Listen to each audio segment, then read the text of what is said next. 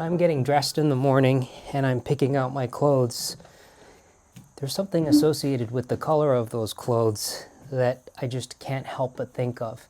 And that's the historical significance of the color of clothing. This is something that most people probably don't think of. But from my years at Pioneer Village, I learned so much about what the color of someone's clothing said about their place in life, that it hasn't left me all these years later. And although most of the clothes that I wear today are synthetically dyed, there was a time not too long ago when all cloth, any color that went into any piece of cloth, whether it was for clothing or tapestries or rugs, the color came from a natural source. Historically, we showed that at Pioneer Village. So we had a flock of sheep, and we would shear the sheep every spring, spin that wool into yarn, and then over a fire we would boil natural material to create dyes. In the fall we would use goldenrod flowers, which made a beautiful deep yellow. We would use walnut husks. The outsides of the walnuts would produce a really dark brown. Rhubarb leaves in the spring would make a lovely green. Sage leaves make a sort of gray-green. Sumac blossoms cooked in an iron pot will make a deep gray. So I learned about making almost every single color possible from my years of working at Pioneer Village. But there were two colors that could not be produced from anything that was sourced locally in Canada. And those two colors were a deep, rich red, like a carmine red, and blue. So this is something that for thousands of years was leveraged by artists. Blue and red clothing, if someone was wearing something that was bright red or deep dark blue, it said something about who they were. And just wearing those clothes and either going out in public or being on display at court, because royalty wore those colors, or a painter painting a portrait or an image of someone dressed in dark blue or red clothing, told everybody that this person was wealthy, that this person was powerful, that this person was regal, or that this person was divine.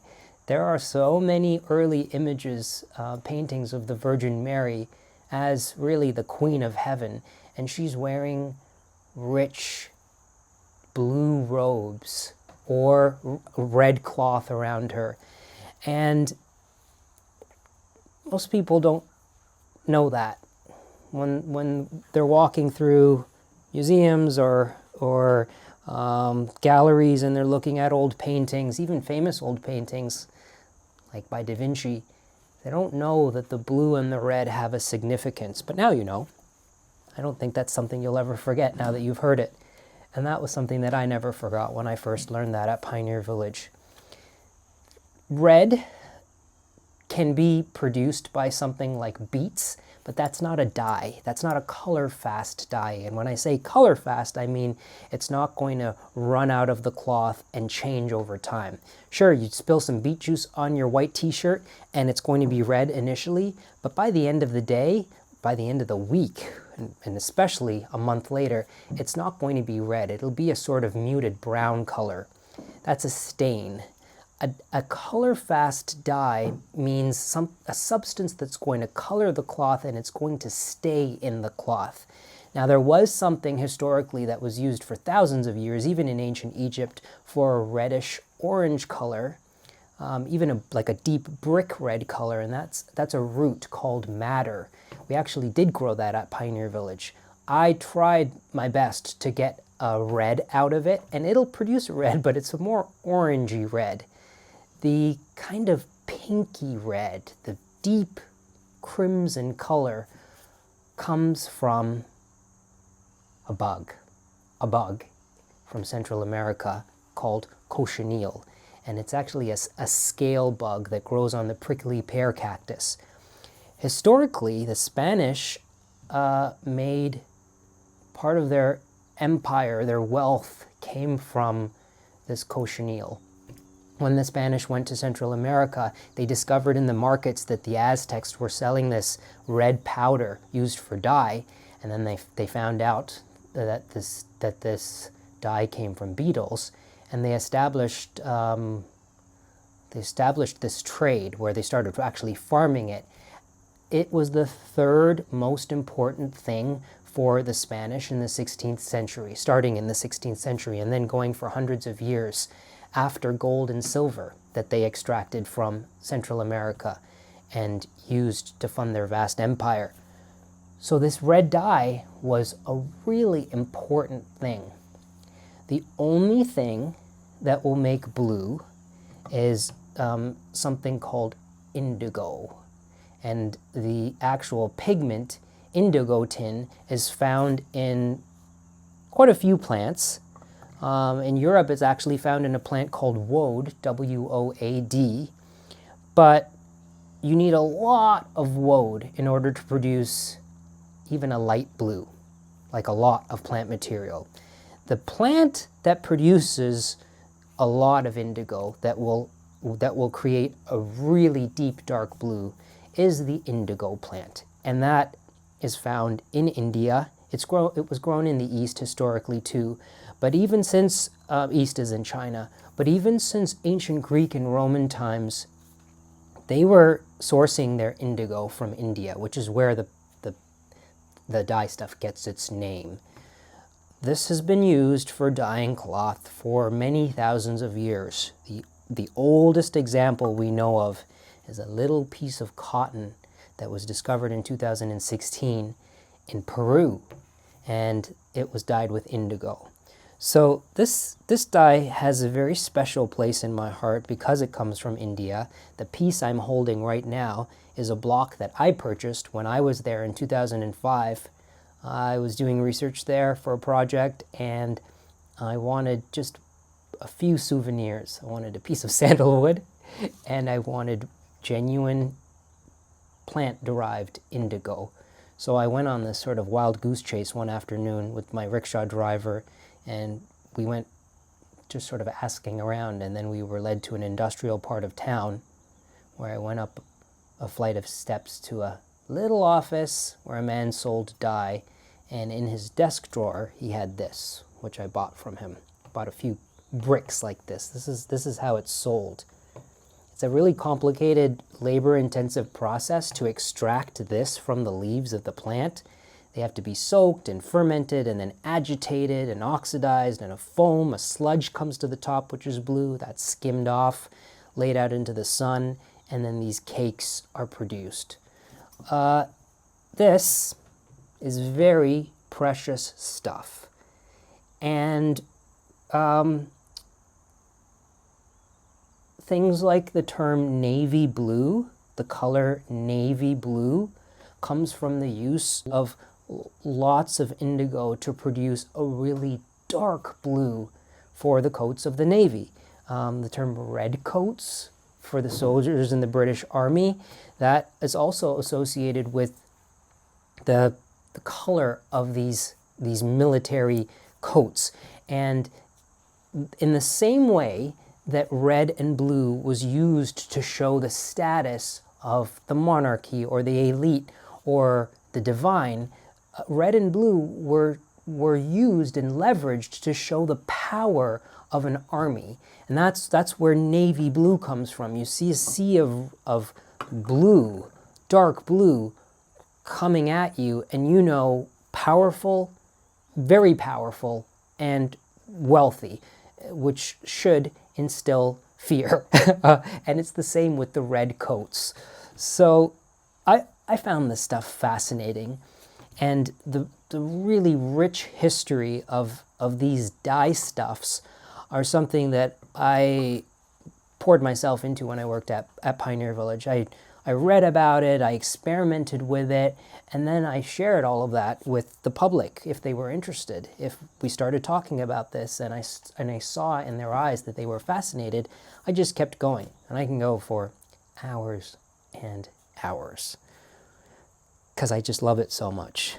So today, in my modern life, when I'm picking up a piece of clothing and I'm looking at it, I like whether it's something that I own or something that I'm looking at in a store, I can't help but associate it with its natural dye equivalent. Oh, that shirt looks kind of sage green. Oh, that shirt looks a little more rhubarb green. That's a beautiful shade of goldenrod yellow. Or this is a rich, deep indigo blue. I have to say, there is nothing that will reproduce the nuanced beauty of genuine plant-derived indigo cloth. It has sort of come back with things like Japanese dyed denim indigo, like genuine indigo. I started seeing it at stores with tags on the garments a few years ago everywhere. This was dyed with real indigo. And I recognized it even before I saw the tag. There is this beautiful shade that just cannot be produced synthetically, I think. It's kind of a, I'm not even going to say it's greeny blue because it's not greeny blue. But when the indigo, when the indigo is used to dye the cloth a really dark color, almost leaning towards black, there's a kind of metallic aspect to the cloth that looks almost kind of coppery. And it's very subtle, but it's even here in this block of indigo. If I tilt it towards the sun, I can see these little shimmering shades of kind of a coppery sheen. And that goes into the cloth. I'm obsessed. Up until 1856, all cloth, all fiber, natural fiber, was dyed with a natural material to produce color. In 1856, a British chemist trying to synthesize quinine, he was doing this on his Easter vacation and he was 18 years old, he was just playing around, he accidentally stumbled on producing the first chemical acid dye. And this color was mauve. It was this really bright pinky purple. But that color, there were problems with the dye early on. It could only be used to dye silk. It wasn't light fast, like it faded very quickly. But with some work, dyes made from chemicals worked and started becoming very popular, so much so that it affected the fashion world hugely. All of a sudden, these really bright colors, specifically for women's dresses, were all the rage. And after that, the significance of color in clothing diminished greatly, because now almost every color could be produced synthetically. For me, even as a kid, I always had this draw to the ancient world. When we learned about the ancient Egyptians in 4th grade, I kind of longed to be a part of that world. I wished that I could time travel and go back and experience what that was like. And at Pioneer Village, when I would read about the methods of dyeing, especially with indigo, the word that came up over and over and over again was a word that described the process as a kind of magic, because this stuff does not dissolve in water. Every other dye material, you put in water, you boil it, it creates the dye. Indigo is the only thing that you put in water and nothing will happen. It repels it. It's like oil. This, historically, thousands of years ago, would be dissolved in urine, stale urine. So today, there are all these recipes for indigo baths where you could use fructose or you could use a crystal called thiourea dioxide, which comes from horse urine, which I've done before. But the most primitive and actually the most, in my experimenting, effective is when I collect my pee for 2 weeks, and I leave it outside for another 2 weeks, and I let it just age, which is really gross to most people. You put it in a pot, you leave it outside when it's warm, you cover it, and it will ferment, and it turns into ammonia. Interestingly, pea left to ferment chemically changes into basically one of the strongest cleaning solutions that is still used today, ammonia. And once the urine has fermented and changed chemically, it's ready for dyeing. So it's at that stage that I add the indigo to the vat of stale urine. And when that happens, this actually breaks down.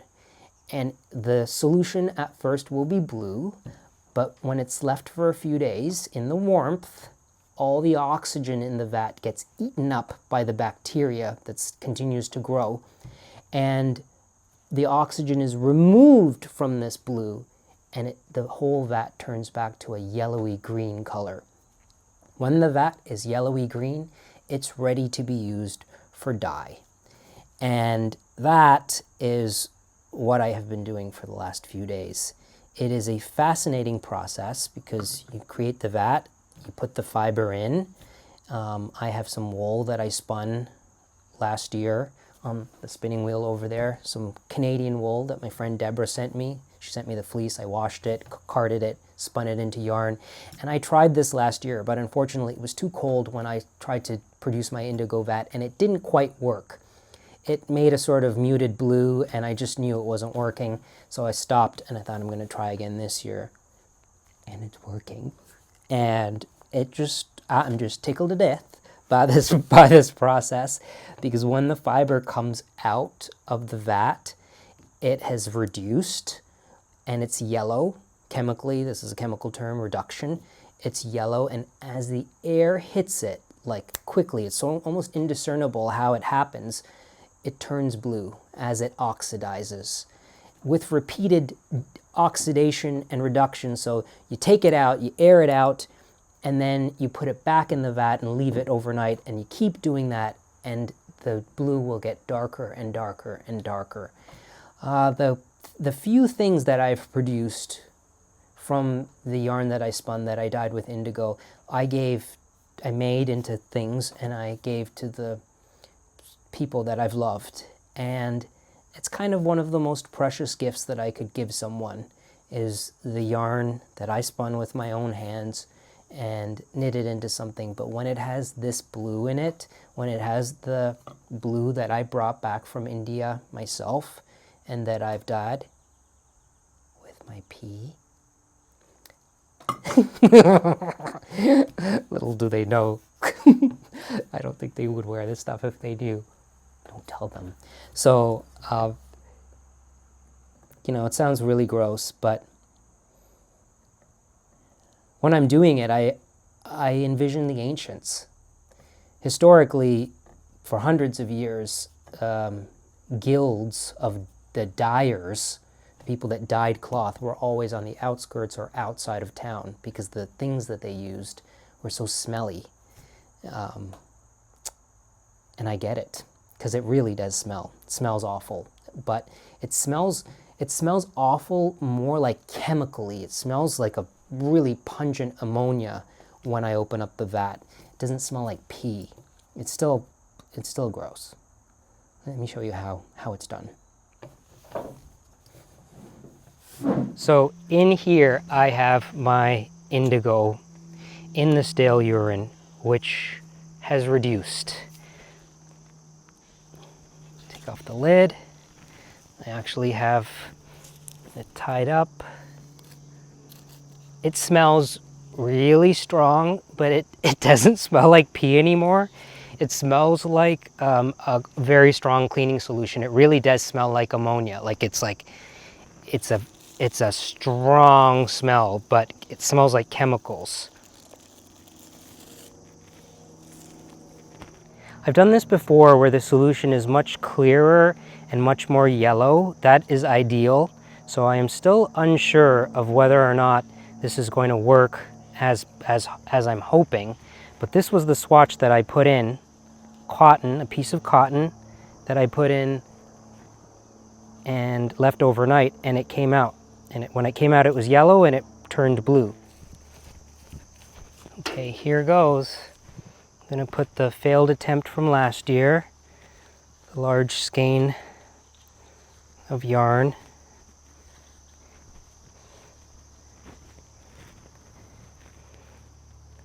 That goes in, and you do have to actually work it into the dye, like with your gloved hands. I'm going to put in a couple of other little skeins that I spun. These I have not attempted to dye before. The little black bits are from a black sheep nearby, who we call Dimitri, a ram. And I'll put this little guy in. And then I'm also going to put in some cotton things. I have a cotton shirt, ratty old cotton shirt that was white. Let's see how that turns out. Okay, this is pretty full. I have one last thing, like a cutoff tee that I cut up. That's white. So maybe you can see how it's kind of a yellowy green, and that's because it has reduced. So you don't want to introduce a lot of oxygen in there. You want to be very gentle so that you're not agitating it. The fiber is being submerged, and then you do have to squeeze the fiber. And as I squeeze, the bubbles are coming to the top, which is indicating that I am putting oxygen in there. It's kind of inevitable. I wish my gloves were longer. So I'm going to squeeze all of this. And then I'm going to cover it and leave it overnight. And overnight, what should happen, if this vat was prepared properly, is that the oxygen that I have put in at this point will be taken out by the continuing fermentation of the dye. And it will reduce back to that yellowy color. You can already see it's turning kind of darker blue. That's because oxygen's going in. Okay. So I'm going to stop that. I've squeezed everything. Very gently take my gloves out and rinse them. I have a rinse bucket nearby. Okay.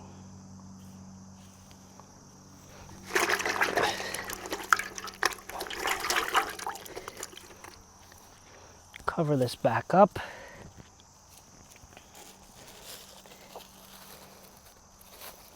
Okay, work, Indigo. Work your magic, please.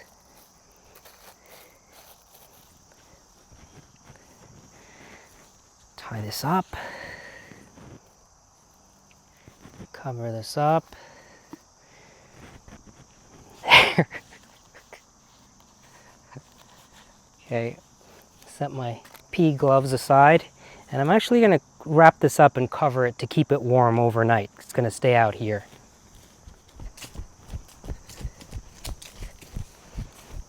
Oh, the things we do for love.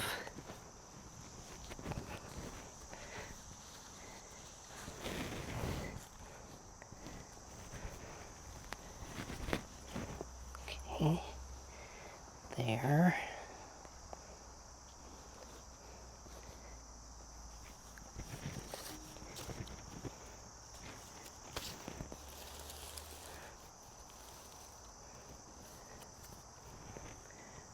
Okay, there.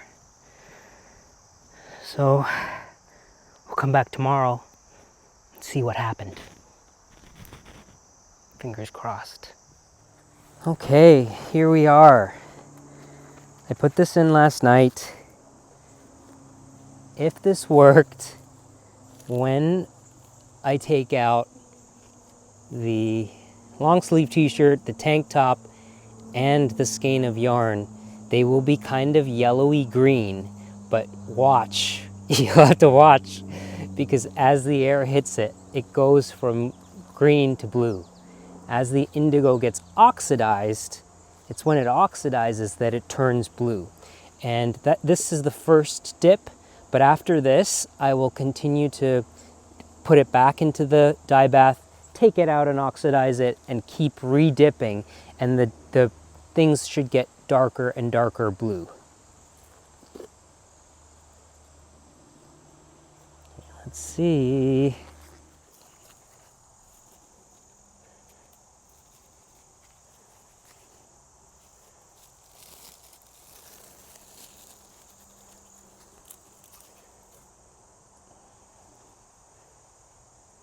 Okay, it worked because I can see it's yellow under the surface. So now you have to watch look,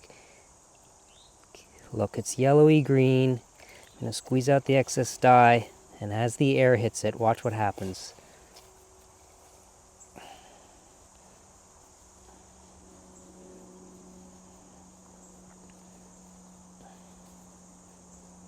It's turning blue.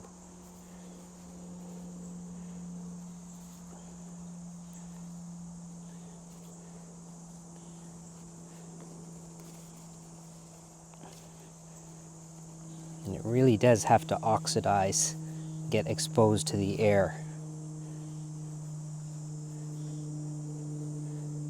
Okay, I'm going to hang this up to air out, and then I'm going to put it back in the dye, but I will continue to pull out the other things.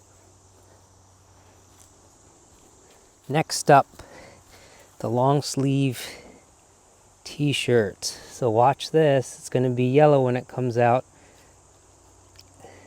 Yellowy-green. Watch as it turns blue.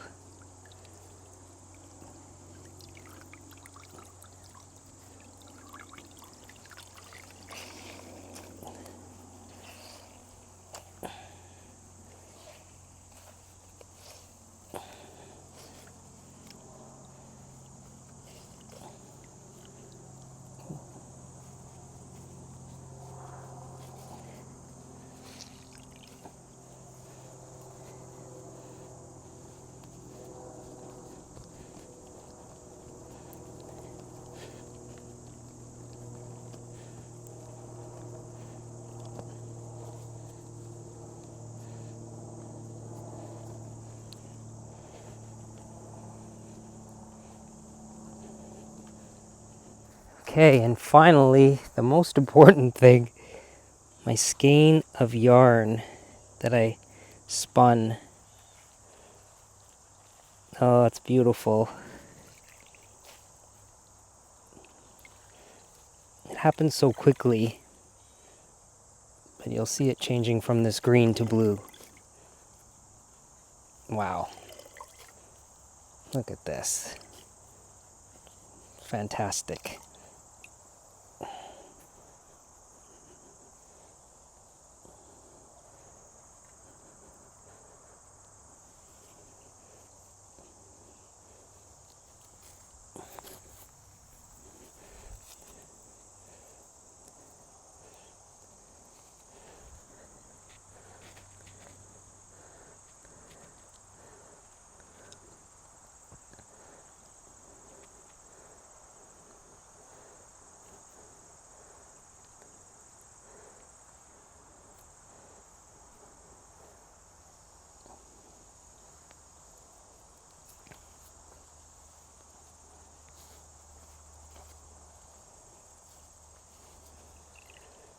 Trying to be careful with squeezing out this excess because it produces oxygen in the vat, and already this has changed back to a very dark blue, almost black, which indicates that it's oxidized. And in order for it to absorb, continue to absorb back into the fiber, this needs to be reduced.